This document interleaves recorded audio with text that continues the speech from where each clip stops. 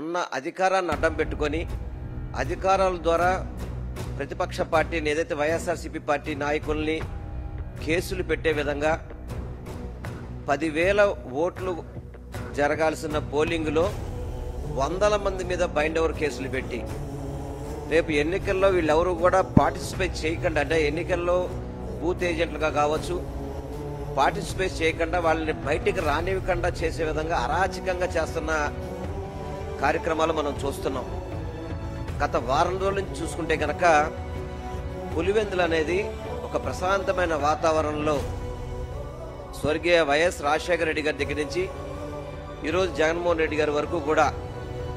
అభివృద్ధి అంటే పులివెందులు అనే విధంగా దాన్ని అభివృద్ధి చేశారు.